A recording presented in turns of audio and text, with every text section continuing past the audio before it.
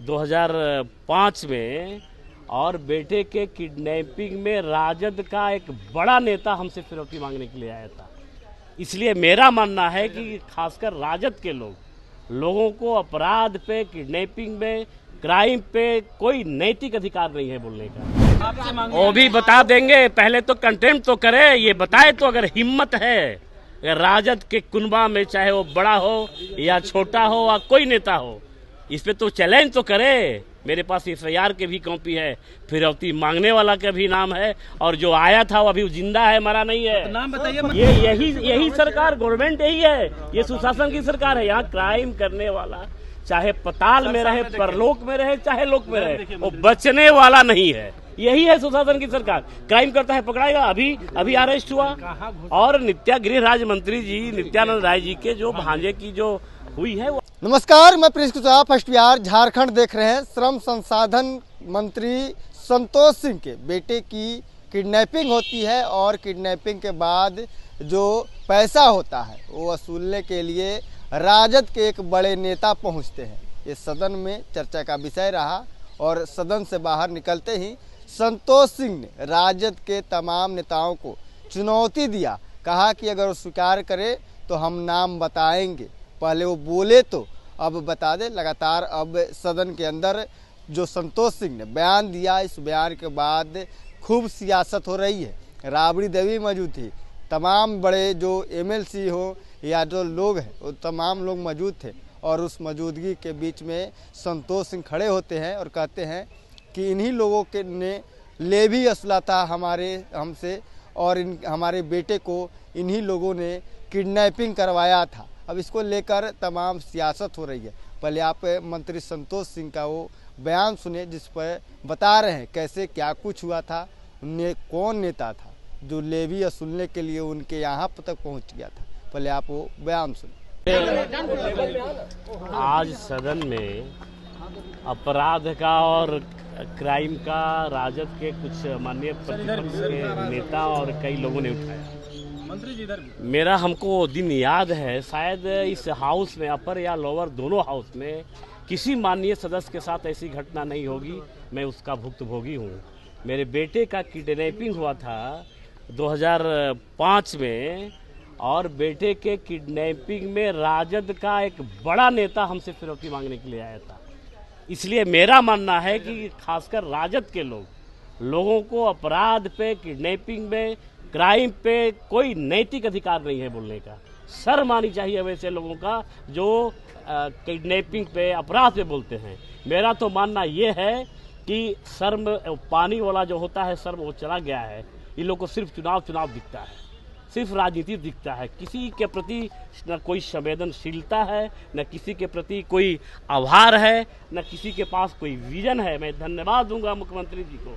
उसमें मुख्यमंत्री थे और हमसे जो उन्होंने कहा, और उस समय डीएसपी थे अमर बाबू, सीटीएसपी थे राजेश बाबू, हमको याद है अभी। और उन्होंने जाके मुख्यमंत्री से कहा कि ऐसा ऐसा है और एक राजद का बड़ा नेता फिरौती मांग रहा है। मेरे घर पे आया था फिरौती मांगने के लिए, और मुख्यमंत्री ने कहा घबराओ नहीं, तुम्हारा बेटा सकुशल आएगा। मैं धन्यवाद दूंगा। ये सुशासन की सरकार है, ये जीरो टॉलरेंस की सरकार है, और इस घटना से राजद को कोई नैतिक अधिकार नहीं है कि वो क्राइम पे बोले, अपराध पे बोले। कौन थे राजद के बड़े नेता आपसे मांगे? वो भी बता देंगे, पहले तो कंटेम्प्ट तो करे, ये बताए तो अगर हिम्मत है राजद के कुनबा में, चाहे वो बड़ा हो या छोटा हो या कोई नेता हो, इस पे तो चैलेंज तो करे। मेरे पास एफआईआर के भी कॉपी है, फिरौती मांगने वाला का भी नाम है, और जो आया था वो अभी जिंदा है, मरा नहीं है। तो नाम बताइए मंत्री जी। बता देंगे, समय आ गया तो अभी बता देंगे। अभी डर नहीं लग रहा। अब डर लगने वाली बात है क्या? ये सुशासन की सरकार है, नीतीश की सरकार है। ये कोई यहाँ अपराधी अपराध करके बचने वाला नहीं है। यहाँ डर की बात नहीं है, वो भी बताएंगे। थोड़ा पेशेंस रखिए। हिम्मत है तो जरा कंटेंट करे कि मेरे बेटे का किडनैपिंग हुआ था और कोई फिरौती राजद का नेता मांगने के लिए नहीं आया था। 25 करोड़ की लूट होती है आरा में। एक मिनट 25 करोड़ की लूट होती है। आपको नहीं लगता है कि सरकार की जो मशीनरी है, सरकार की जो पुलिस व्यवस्था है, उसकी नाकामी है? आप बिल्कुल कराए कितने? अच्छा ये तो बता दीजिए कितने घंटे में रिकवरी हुआ? कितने दिन में रिकवरी हुआ? अरे यार ये जो पहले करवाई, देखिए देखिए एक बात समझ लीजिए, ये यही सरकार, गवर्नमेंट यही है, ये सुशासन की सरकार है। यहाँ क्राइम करने वाला चाहे पताल में रहे, परलोक में रहे, चाहे लोक में रहे, वो बचने वाला नहीं है। यही है सुशासन की सरकार। क्राइम करता है पकड़ाएगा। अभी अरेस्ट हुआ।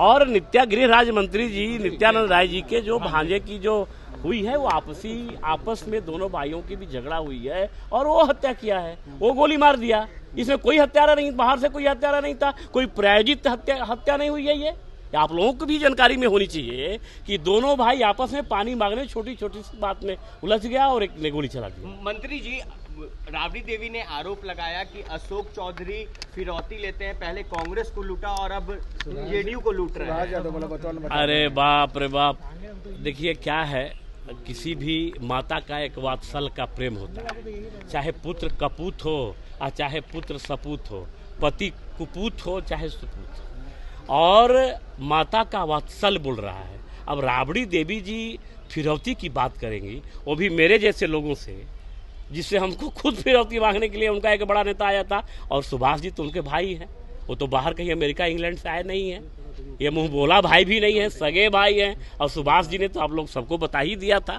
कि सरकार में क्या क्या होता था। अरे भाई, सीएम हाउस किडनैपिंग इंडस्ट्री का एजेंसी था, अड्डा था, इससे बड़ा आरोप क्या हो सकता है? तो आपने सुना, आज सदन के अंदर तमाम जो एमएलसी वो मौजूद थे और उससे मौजूदगी में किस तरह से संतोष सिंह ने अपने बेटे की किडनैपिंग किया मुद्दा बनाया और बताया कि इन्हीं लोगों के जो नेता थे और लेवी वसूलते थे और इन्हीं लोग के समय में मेरा बेटा का किडनैपिंग हुआ था। और बाहर निकल कर बताते हैं कि हम नाम बताएंगे, थोड़ा धैर्य रखिए, सब कुछ साफ हो जाएगा। आखिर वो कौन नेता है जो संतोष सिंह के यहाँ जाकर लेवी वसूल रहा था, राजद का वो नेता। महाराज को इतना ही, इधर तक बन रहे हैं फर्स्ट बिहार झारखंड दिख रहे हैं। पनोरमा ग्रुप, जो सोचता है वो करता है, आपके अपने सपनों का आशियाना। ये लो मुंह मीठा करो, आज मैंने अपना जॉब छोड़ दिया, अब हम पूर्णिया वापस जाएंगे। जॉब छोड़ दिया है? मतलब ये घर कैसे चलेगा, हम करेंगे क्या और माँ बाबूजी क्या बोलेंगे? इसलिए मैं एक और मिठाई का डब्बा लाया, अपने बिजनेस के लिए लोन अप्रूव हो गया। अरे लोन अप्रूव हो गया वो तो ठीक है, लेकिन पूर्णिया में हम रहेंगे कहाँ? अपना घर भी तो नहीं है वहाँ। इसलिए तो एक और मिठाई का डब्बा अलग से लाया हूँ। हमने पूर्णिया में घर ले लिया है, पूर्णिया के ई होम्स पैनोरमा में। पूर्णिया में पैनोरमा ग्रुप लेकर आए हैं ई होम्स पैनोरमा। बड़ा घर, आलीशान जिंदगी और अत्याधुनिक सुविधाओं के संग। अरे अब क्यों मुंह मीठा करवा रही हो? क्योंकि हम घर वापसी जो कर रहे हैं। घर वापसी की खुशी पूर्णिया में ई होम्स पैनोरमा के संग। ई Homes Panorama, luxurious lifestyle redefined.